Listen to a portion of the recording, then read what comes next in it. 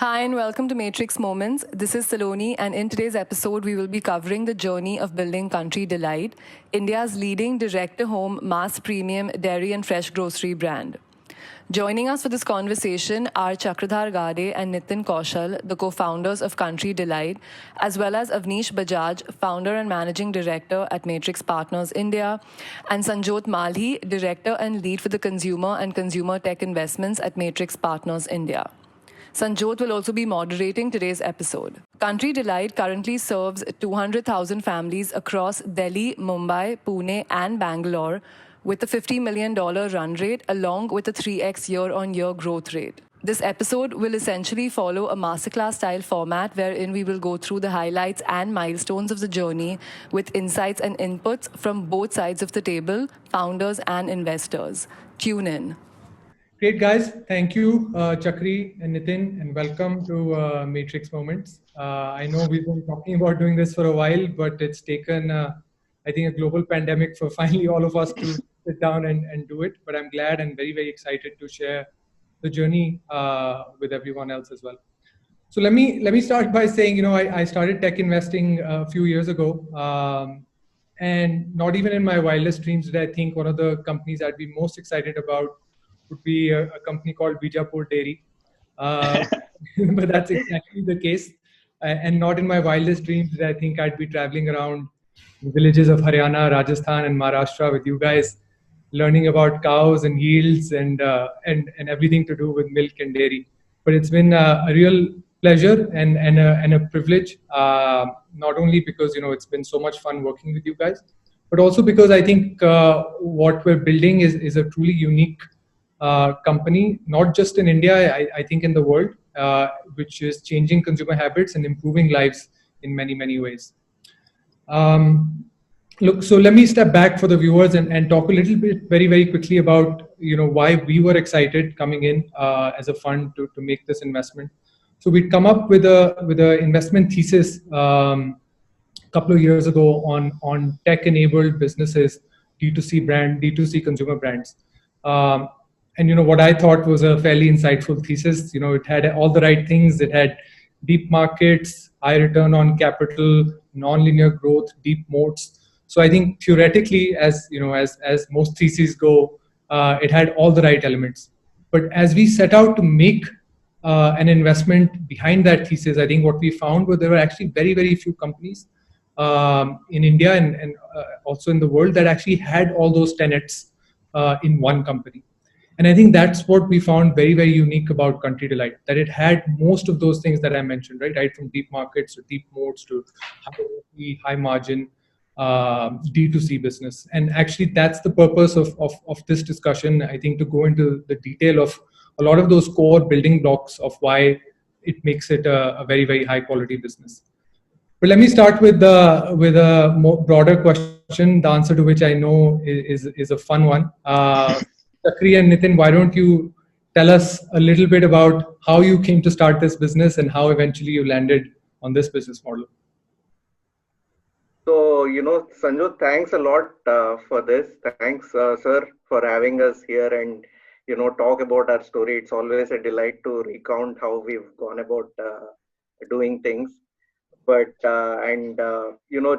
just a little bit about us in the sense that we are a direct to home consumer brand and we are loosely based on the concept of a milkman at one end and also based on the concept of whole foods on the other end. So, I mean, it's a combination of these two. And like you said, Sanjot, it's a very, very, very unique business that's been built. And there is it's an advantage and a disadvantage that there is not many comparables that we have in what we do. But, when we started out, both me and Nitin thought that, we should do a dividend-based business model and you have very little money with you. So you think, how do you why without having the 0-1 mindset, how do you make more money out of the little money that you have? And somehow, coming from a finance background, it seemed like a very good idea to invest in a farm because, these are non-depreciative assets. Animals are non-depreciative assets and they multiply and when we thought initially, we started out with like 50 cattle, and we told each other that we'll do like 500 cattle in 2 years. But and in terms of volume, we were doing like 200 liters a day, and we thought we'll reach 5,000 in 2 years, but it took us 6 years to reach 5,000 liters. So just to be clear, you actually went and bought a farm, right? A cow farm. Correct. So we bought, I think we bought some 50 cattle in the first go. In fact, by the time we purchased those 50 cattle, we didn't even have a place to keep them. So once we bought them, we then ran back and, tried to identify a land parcel which we could take on lease, where we could place them. We had a couple of weeks to do that. So, we did all that. And that's how our journey started. Yeah, with 50 cows. Yeah, 50 cows. And then eventually we did buy 2 bulls. Because for the herd multiplication, artificial insemination didn't work. So we went back to the same set of guys who sold us those cows to take some of them back, but rather he sold us a couple of bulls. So we paid him more eventually, and that also didn't work out. But very interesting. So look, I mean, I think a lot of people think of this as a dairy or a milk company, but we know that's only part of the story. So talk a little bit about what is the business and how it's evolved over time. Okay, so see, when we started the business, Sanjot, it started as a milk subscription business, and of course, in India, you will see milk being delivered to a doorstep of a customer on daily basis. That's pretty much the consumer habit that our business piggybacked on initially. But the idea was never to, look at it prominently as a milk business. The idea was to start building a farm to table business, which was built on 3 broad tenets, which is number 1, the product should be like, especially if we talk about dairy, the product should be a natural product, which is the product in its original form. The product should be a fresh product. When we say fresh product, means the product should be delivered to the doorstep of the consumer within 24 to 36 hours. And the product should be, rigorously tested, and, all parameters are fully adhered as far as the local compliance standards. So that is how the milk journey got evolved for our business.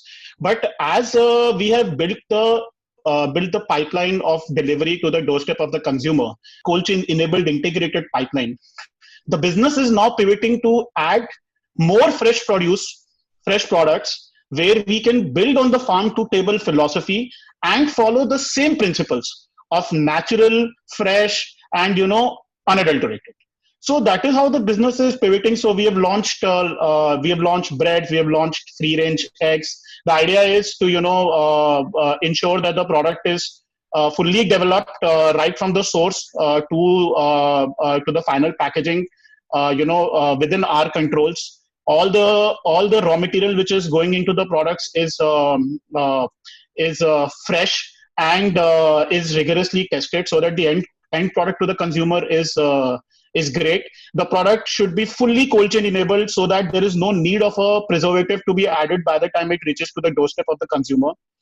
And all this then eventually leads to a better tasting product for the customer. So whether it is our milk, or it is our breads, or it is consumers eating the egg, they can identify a perceptible difference, whether it is by taste, or it is by optics, or it is by effluence, which leads them to believe that the product is a better product in comparison to what they would be naturally having.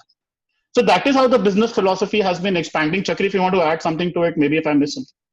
Yeah, I mean, see, just adding to that, at the core, there are 2 very key things that we hold very dear to us, which is that, we are not from the milk background. We don't have any idea on how to do this. We didn't have any idea on how to do this.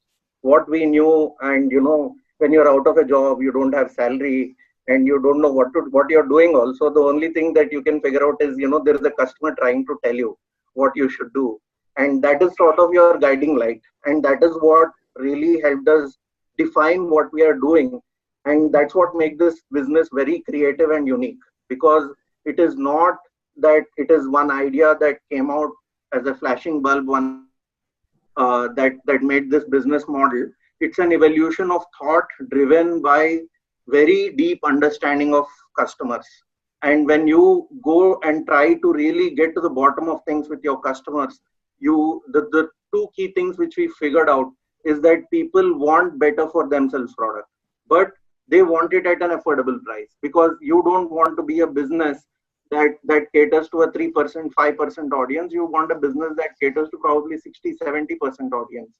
And when you are trying to do that, and the need is there for people to really want to believe in a good product for themselves, the two key things which really came out for us is you need to give better quality products, and people don't believe brand promises which are hollow, with statements which are hollow. People need proof.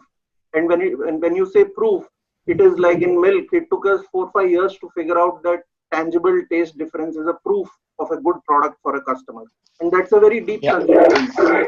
And similarly, price was a very big mental barrier. I mean, we could have packed our milk in glass bottles and given to our customers, but that makes it a super premium product, and that doesn't reach to as many audience. And when you're throwing away the packing every day, it makes sense for you to spend 2% of the revenue, 2% of the MRP on the product, and transfer the remaining benefit to the consumer in terms of price. So these were the two key big discoveries for us, which was that people want better for themselves product, for their family, for their children, and people want it to be affordable.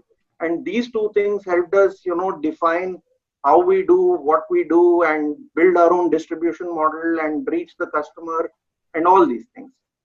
So Chakri, lot of that makes sense, except when you said also build distribution to the customer. So everything you said, what customers want, which by the way, I'm going to be doing a video cast on outside in versus inside out, and you guys are one of the, like Amazon, one of the customer obsessed companies, which is Thank you, sir. a great example, and following what the customer wants. But the customer didn't tell you to come and deliver to their house. They just wanted a great product. So where did thought of direct to home get added to this whole vision is one question. And second, this I genuinely didn't know when we invested. When you started, did you actually think of Milk Plus, or was it Milk and Plus has come later? Sir, the first question is the idea of reaching a customer directly was not there in the beginning. The idea was that you want to give a good product to the customer at the best possible price. And because distribution was not available, we had to do it on our own, because finally you had to reach the customer with a good product, and having a good cold chain is part of that promise, because it's a perishable product. So we didn't have a choice more than anything to reach the customer with the product. But there was one very important thing that was clear for us from the day one. It is to have a captive customer. So when you are catching a customer, you have to catch the customer in the whole. You should not be one of the 4 choices which keeps coming out in front of the customer. You get that customer and you just keep the customer with you. And so even if we would have, let's say, done an outsourced distribution model, having the direct customer connect was sacrosanct, because the customer was telling us what we needed to do, and that was the really most important thing that we held with us as a belief. And so on the non-milk products, again, the idea was from day one, have a captive customer, because having a recurring revenue, no need to advertise while selling. So having a very recurring revenue is very important. So when you are having a captive customer, it was always in the mind to do other products. What was not very clear is whether you need to start developing the expertise, or whether people with expertise will get to you. And what eventually became clear is that customer has insights on all products, and if you start digging deep enough, you develop very sharp insights on every product, and you can really perfect every product that you deliver to the customer. And having this distribution network gives you a pricing advantage, because if someone is good at doing breads and he is, let's say, going on a general trade format, the customer price that he will have to serve to make money as a business versus a Country Delight having its own captive distribution network will actually translate into better price benefit to the customer, better mass premium propositioning for the customer, and hence a better business overall. And did you? So I would like to. Okay, sorry. Go ahead, Nitin. So I would like to add just one point here, that it is because of this direct to consumer approach from day zero that we were able to really dissect the customer product, which has to go to the which the customer really identifies well with. Like, it is actually because we are directly connected with the customer has a mechanism to directly communicate with us, whether by way of app or by way of communication with our delivery team or by way of contacting at our contact center, that we were able to understand what are the problems that the customer is facing in the industry standard products which is being delivered to them. And that is how we were able to reinvent and change the product in a manner that it suits to the customer. You answered my question. I was just going to say that, did you let the customer dictate what else you should sell, or did you figure that out? Everything was customer, sir. Whether it is milk, whether it is curd, whether it is breads, everything was iterative. Nothing was evolved from day zero. It was not that we had any standardized recipe which we created which worked well with the customer. It was over a period of time communication with the customer, how the customer perceives the product, how the customer tastes the product, and what is his feedback, which led to all the re-engineering and creating a product which was most suitable for a larger set of the audience. I mean, of course, when it comes to taste, some people will have differentiated taste, but we had to identify what works well with the broader set of audience so that there is mass adaptability. And we don't give up until we get that right. Because, like, for example, in Paneer, it took us a year to perfect our product. 1 year, like, it's a long time. Typically, we develop a product in 2 months. But, the product was just not coming out correct, and the customer was giving us feedback again and again and again. So it is very important to build that perfection out, both in terms of the taste of the product and the quality of the product, as well as on the price that you can give to the customer. Actually, my next question was going to be partly what you just answered, Chakri. One of the things that struck me initially when we started talking was the product centricity that you guys had, perfecting the product. So maybe just elaborate a little bit more on that. How do you decide which categories? Obviously, customers ask for certain categories and products, but how do you as founders and as a company decide which categories to enter? Like, what are the sort of key checks in your mind? And then what is maybe a little bit about the process of how you get the product right? And, what are the sort of basics of doing so? So basically, Sanjot, we do it again. Big part of it is driven by the customer. So what the customers, what they ask more frequently is what we try to do. But between that and ease of launch of a product. So let's say when we are doing milk value added product, part of the infrastructure that we do for milk is already there. So that is the second component of, let's say, us deciding whether we want to go with a particular product category. But usually the leeway is like a 3 to 6 months. If I were to let's say decide that we do dahi today, and let's say paneer after 3 months, the decision is only because of the available infrastructure that we have from a business execution point of view. Now the third thing is then understanding the customer. So when we do, let's say now we are like developing a template for it and we're working across product categories. But when we do it, the way we do it is we first test with the customers, test with 100 customers on what they want with the particular product. Start out with any product that is available. Just give the normal bread and ask what they want, why they want it, what do they like about it, what do they not like about it. And from that initial consumer research bit, you get a lot of inputs. And then once that helps you determine a process around it, on feasibility of implementation of a process around it. And then you start going into multiple layers of iterations. But by the, let's say, third round of testing with customers, with the select set of customers, you get clear on whether it's a viable product to launch, whether it is available, whether the unit economics are possible or not. Like, for example, fruit juices is a category which customers have been requesting us, but we've not been able to crack the unit economics because what the consumer wants is not something that at least is possible within the basic construct. Any juice that we try to create is a 60 rupee juice, and consumers don't want a 60 rupees juice. Consumer want a 40 to 45 rupee juice, minimum 60 to 80 rupee juice. So that is why we are not going ahead with that category till we get the whole thing right. So it is a bunch of these factors, but primarily consumer driven. Just, I would like to add one more thing here, Sanjot, that we have built now a supply chain network spanning across 6 states, across North India and predominantly West India. And that also gives us access to very high quality raw material, whether it is milk, whether it is wheat, whether it is access to, oils, whether it is access to free large range poultries. And that has also enabled us to launch, products which fit into that whole farm to table. Sanjot, like you already know, as a business, we are fully integrated from a supply side, and not just supply side, from a cold chain standpoint to the customers.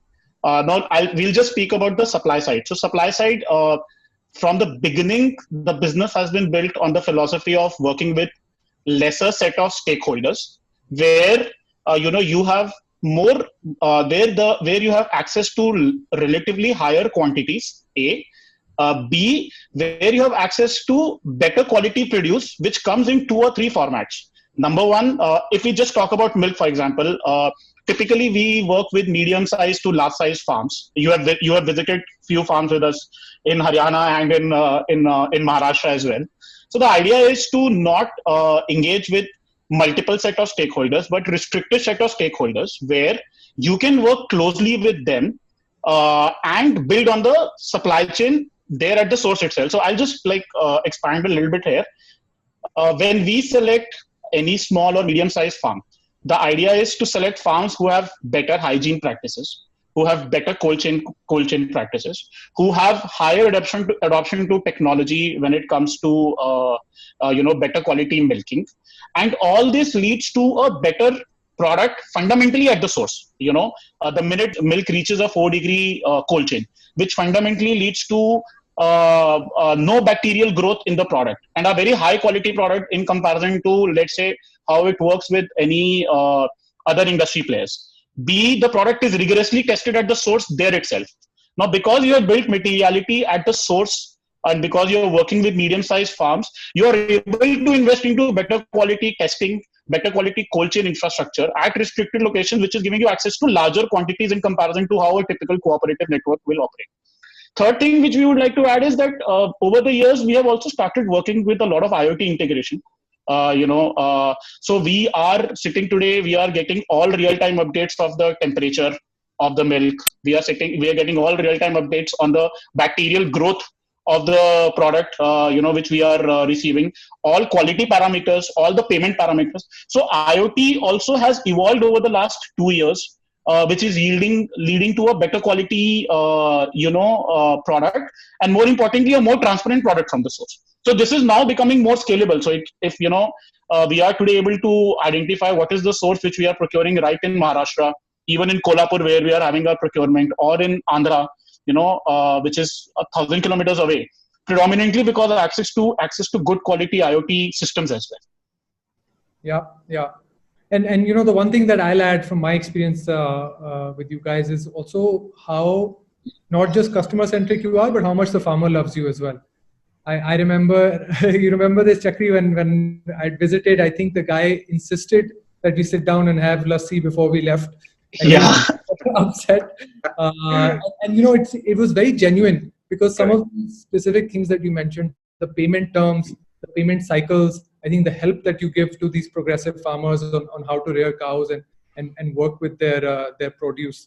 And that really helps with the word of mouth in the farmer community as well. Right? Gives you the best to the best inputs. 1 or 2 things which actually add a little more value is because we are a consumer premium brand, we pay our farmers a little better, which creates a lot of sustainability in the engagement. And also, we are a direct subscription business. Our demand is highly predictable. So from a farmer point of view, the predictability is very, very high.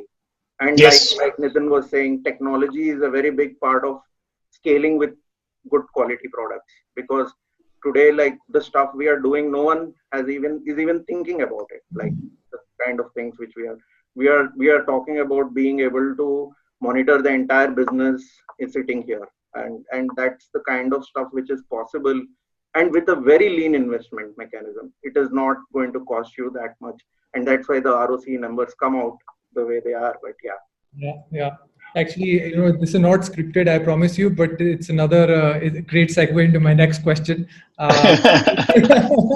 which is, as an investor, one of the things that we obviously, obsess over is return on capital as well as growth. And I think traditionally the argument against consumer brands and D2C brands has been that they're lower growth, they are restricted by your general trade and modern trade routes, and even in modern days restricted by the growth rates of e-com marketplaces, right? If Flipkart grows at 30%, it's very hard to outgrow Flipkart or Amazon in that year. But I think one of the things you've cracked is that you've obviously grown very, very over the last several years, and you've done so in a very capital efficient manner, which is again unheard of in consumer internet companies. So maybe spend a little bit of time talking about both those aspects and how you've kind of sort of managed that.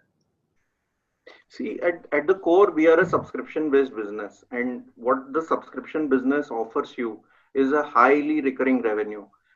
Our 24-month-old customers give us the same revenue today as they were giving on the day one as a cohort.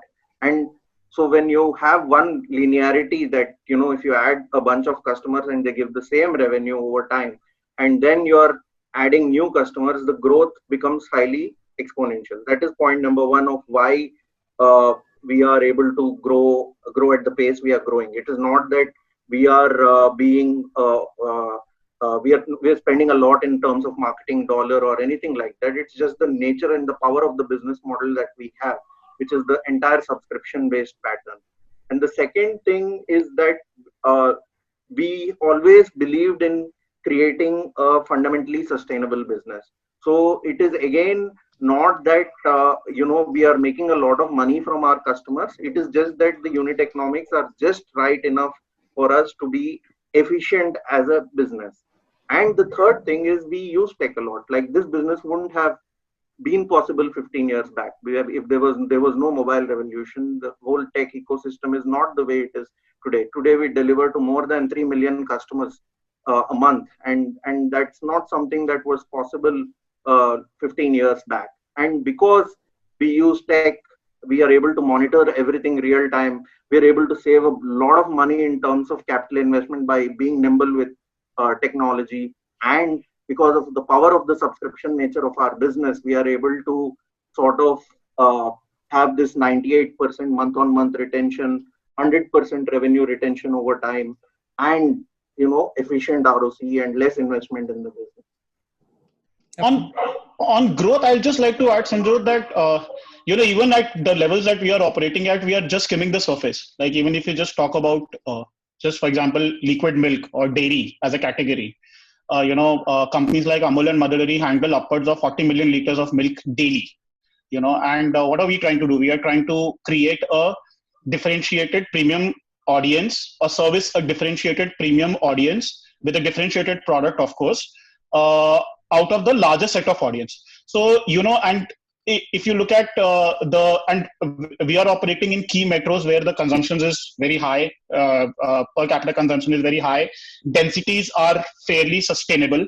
So the market where we are operating, we are not even 1%, of the current consumption trends. And we are trying to build a premium audience, or we are trying to build a premium produce, which can cater to a far larger set of audience than what we are catering right now. So that's why we feel that the business not only should grow, like, of course, historically business has grown to 2 to 3 times annually. We feel that this is a growth rate which is sustainable for the next quite a few years as well, because the market size itself is so large. And the consumer capacity to consume within metros itself is so large that there's enough market for us to skim here. Yeah, absolutely. I'll add my 2 cents since it's a topic close to my heart as well. So on the ROCE specifically, the return on capital, I think what's unique about our business is, like both of you mentioned, I think the margin profile is very, very unique, right? The cross sell makes our gross margin much higher. The price premium and the cross sell makes the gross margin much higher. Then owning the customer makes the return on CAC much higher than any other business, right? So your LTV CAC of more than 5-6x is unheard of. And then third, I think the delivery model gives us best in class delivery costs, right? Yeah. Without giving away too many of the numbers, less than 12-15 cents per delivery is unheard of the world over. So Yeah. P&L, the net margin is just far higher than any business can achieve in such a scale. And at the same time, the capital employed is so little, like we have negative working capital and such high return on the capex, that your effective return on capital ends up becoming extremely high over time. See, Yes. I'd like to add here that, if you take typical dairy businesses, what they do is when they procure milk, they want to use every ounce of that milk, and they go about setting the whole full chain integration, making cheese, making milk powder, making everything possible. But what that results is actually poor utilization of capital. What we do is we have the same thinking at a consumer level. So Yeah. when you are giving a good product to the customer, you have taken all the pains to figure everything out. Now you're adding dimensions to it and adding linearity to build the whole exponentiality in the business. Absolutely. So I think the discussion would be incomplete without talking a little bit about the current scenario. Obviously we've gone through as a global society through a lot of pain in the last couple of months. So talk a little bit about how you've handled the whole COVID phenomenon and how you've kind of come out of it. Okay. So, Sanjot, one thing which has worked to our advantage, and it's not that it's helped us now, but traditionally the business is built like that, is that we are fully owning the supply chain, like we discussed before. So it's not that we haven't faced problems when the whole COVID crisis happened, because there's a lot of uncertainty in the market or with the news when the whole news started percolating down the value chain. But because we were able to individually dissect the challenges all our supply chain, and because we were fully owning the supply chain, we were not dependent on anybody else to for a solution to ensure that there is no business disruption. So whether it was just movement of our raw milk or raw produce during the from our distribution centers to our customer locations, or it was operating our production facilities with full containment practices, everything was handled individually, and everything was wherever we were facing problems, we were working very closely with the local district administration and trying to resolve. Like, for example, in Bombay, we have gone up to the Bombay Commissioner of Police to receive letters from them so that, there is no impact at the delivery boy level. In sourcing locations which were under containment zone, we have gone to the local administration and requested them that given the essential nature of business, we should not be impacted. So luckily, because everything was in our control, the whole supply chain is in our control, we were able to handle each problem to ensure that there was no supply disruption. We had very, very marginal supply disruption, maybe, like hardly 2-3% in the first 2-3 days, which was predominantly because of the panic. But then we have been doing, as a business, we are very proud that we are doing 100% fill rate. We have not missed any orders. We have added new customers during this whole crisis, and which has resulted, of course, positively for the business. The other thing which we have done is we have tried to build backups across all our operating zones. So whether it's a production facility, we have quickly gone and tied up with more facilities who could work with us on a contract manufacturing basis. Whether it's our distribution centers, we have reduced the risk of densities of delivery boys, or too many delivery boys coming and reporting at the same time. We have split the centers, we have split the timing so that at any point of time, not more than 15 to 20 people are available and are interacting with the team. Even if there's a potential risk of COVID within one of our setups, it's minimally spread and it's maximally contained. So that is something which we have done. Something extra which we have done is we have ensured that our core team is restricted. The movement of our core team is restricted. We have provided lodging to them. We have provided food to them. They are kept very comfortable so that they don't have to go out and interact with other people for their basic requirements. So that there is any potential risk of containment or contamination is again further mitigated by that. What we have done, sir, is that because of we are, again, it comes from the culture of consumer obsession more than anything, because we have never wanted to miss a delivery as a business, and that's ingrained in our business over the last many years, and that builds a sort of big coherence in the team to make it happen.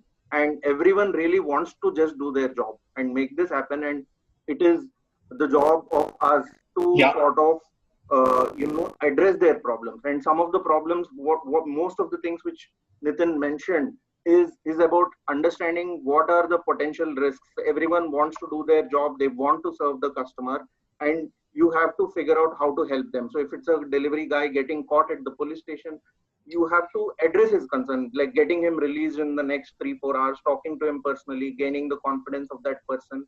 And that sort of has a big ripple effect within the entire business. And when you see that, founders are working 18 hours a day, on the worst day of the lockdown to just make things happen, calling you at 3 a.m. in the morning, 2 a.m. in the morning, asking you and solving your problem at that moment as an individual, then the whole thing moves in a very, very positive direction. I think that was the biggest momentum creator in the first couple of days more than anything. So it was coupled with culture of not wanting to miss the delivery from a consumer point of view, and the Yeah. desire of the team to move towards it. And the second biggest thing is again the power of the business model. We are a full stack business model. We have control over the entire value chain. So like on the first days of the lockdown, when even Amul, Mother Dairy, everyone's business was not doing well, we were able to take all the milk from our farmers fully. That built so much Yeah. confidence with all the stakeholders across the system also. Additionally, was we maintained constant communication with our customers. Customers. Every day, a customer would get a message that tomorrow your milk delivery will happen. And that builds a lot of assurance, like, from a customer standpoint. And whenever we would see that we were sending those messages, we would see, customers trying to order even more at that point of time, because, the customer realized that they could rely on us for their daily requirements. I think that really worked. And now, like we spoke on the supply chain, we spoke on the operational, side of the impact and how we are trying to address it. From the customer side, like we said, number one, we mentioned, we highlighted to our customers daily that they don't have to worry about the milk and or their products, and all the products will be delivered. That assurance was given. Second, we built more transparency for the customers. So today, a customer gets a message which highlights the temperature of the delivery boy, which gives the assurance to the customer that proper sanitization measures have been taken, for the person who has delivered to you. That temperature of the delivery boy is even communicated to the customer. So customer finds a lot of assurance, and finds it builds a lot of brand loyalty, predominantly because you're trying to be as transparent with the customer as possible. Yeah, I mean, like, so from a consumer point of view, like there were times that we used to tell that, you'll get your milk at 2 a.m. in the morning. Yeah. And customers appreciated it, that, at least these guys are telling that, something will come or something will not come. If it comes, it will come. And then you're apologizing that, sorry for the inconvenience, but this is the best we can do. And some of the measures which Nitin is saying, like most people have implemented now, but we were the first ones to do it. So we are ahead of the curve, whether it's integrating with the Arogya Setu app, or whether it's what we are doing now. We are building some very solid video analytics on monitoring COVID and monitoring people, monitoring distribution centers, precautionary measures. So we are, one of the strengths is that, we are ahead of the curve, and we don't mind sharing, because it's a time where we all learn by sharing. But that is one of the strengths that we have as a business. Yeah. So I only have one last question, guys. More open-ended one. If you were to think today, 2-3 years out, what's your vision? What excites you the most about the business?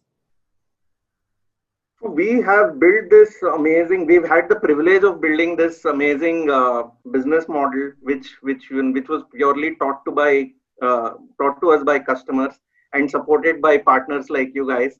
So and at least today we are at a stage where we've figured out that how do you. There are many businesses, there are many platforms today, there are many marketplaces today, but and people get offered a wide variety of choice of products, but as a business, if you take the pain of understanding what the consumer wants beyond what are the obvious choices in the market, and if you take the pain of like going to the depth of solving a customer's problem, there is a huge opportunity that you can create. And we are all about creating many such products which we can give to our customers. And because we own the distribution network, we can do it at a beautiful price from a consumer point of view and be sustainable as a business also. So it's a huge opportunity that we have, which is been given to us by timing, by our customers and by our efforts to see this pan out. And as a first step, what we see is like, we see ourselves as a business with 500,000 customers spending $100 a month with Country Delight. That is where we see ourselves in the next couple of years. Today we are just capturing 20 to 30% of the fresh produce basket for the customer, and fresh produce can be in various formats in various products. And the idea is to add on to those products where there is a repeat purchase play, so which builds beautifully to our subscription, which builds into our already existing established cold chain, because that leads to a better quality product ultimately. And thirdly, where we have access at the source itself, which again fundamentally leads to a better product when it is created.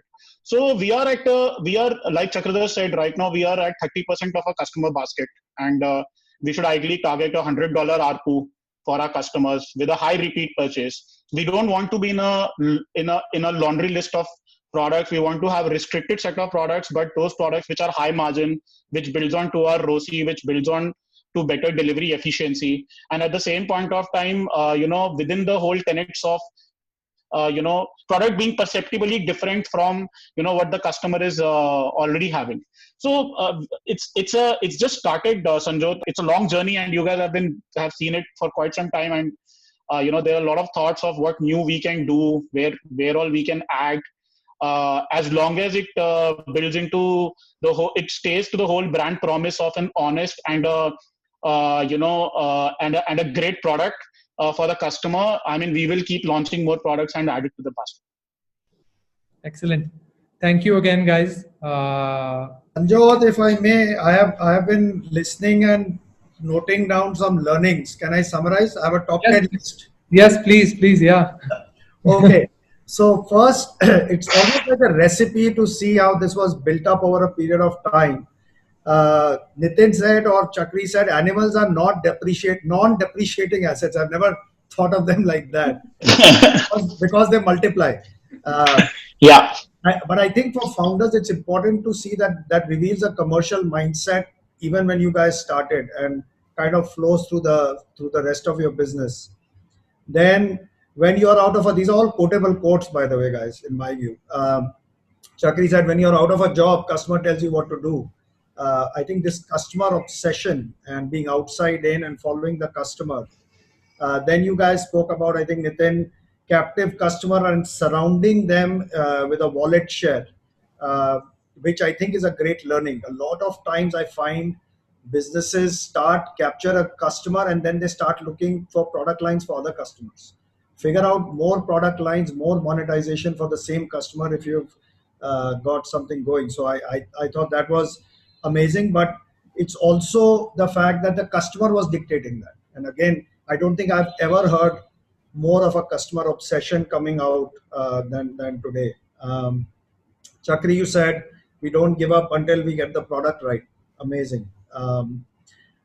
I think this point, Sanjot, you made, that farmers also love them. I think that's amazing. I have found rarely in two-sided marketplaces, if you can call this one, because you are in some ways, that both sides love the company, right? It's generally one or the other. One is marginally more pissed off.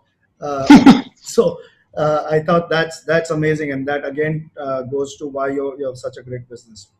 Coming to the financials, subscription business gives great ROCE, great point, deep market, Nitin, which gives growth. So you got both going. And from my perspective, and Sanjot and I talk about it, this is, and in consumer, it's a little bit like you've seen in fintech and NBFC. 3x for 2 years is better than 10x in 1 year, in my view, because the former is more capital efficient, more repeatable, more scalable, and it compounds with time. The 10x in 1 year can actually go down. So again, very interesting.